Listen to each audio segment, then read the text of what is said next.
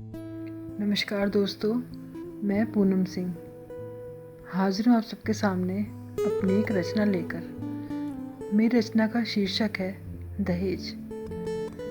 तो सुनिएगा दोस्तों।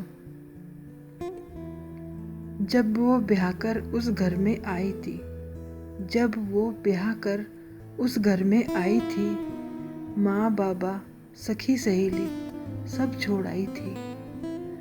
ना जाने कितने हसीन सपने आँखों में सजाकर, ना जाने कितने हसीन सपने आँखों में सजाकर ट्रक भर भर अपने संग दहेज लाई थी। हाँ, जब वो ब्याह कर उस घर में आई थी। उसकी खुशियों की खातिर हो गए थे बाबा कर्जदार। उसकी खुशियों की खातिर हो गए थे बाबा कर्जदार। भाई बहनों ने भी उसके छोड़ी बीच में ही पढ़ाई थी। पर क्या हुआ, कैसे हुआ, ये बात समझ न आई थी।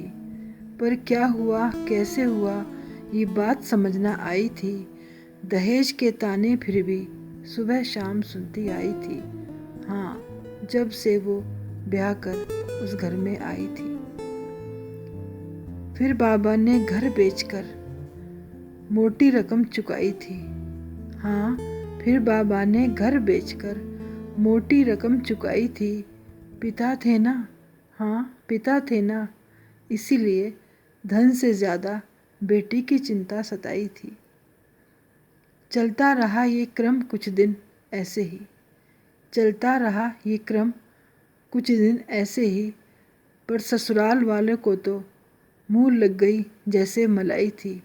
हाँ, जब से वो ब्याह कर उस घर में आई थी। अब रोज़ रोज़ होती उनकी नई नई फरमाइश थी। हाँ, अब रोज़ रोज़ होती उनकी नई नई फरमाइश थी। सहते सहते थक गई वो और ना सह पाई थी।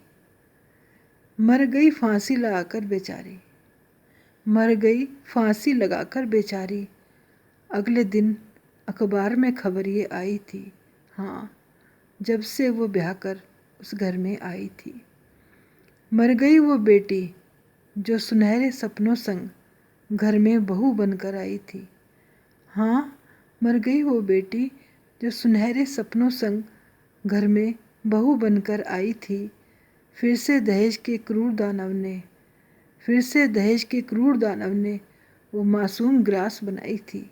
हाँ, जब से वो ब्याह कर उस घर में आई थी। कब तक, कब तक, आखिर कब तक चलता रहेगा ऐसे ही, कब तक चलता रहेगा आखिर ऐसे ही। क्या कभी होगी इसकी सुनवाई भी, क्या होगी कभी इसकी सुनवाई भी। धन्यवाद दोस्तों।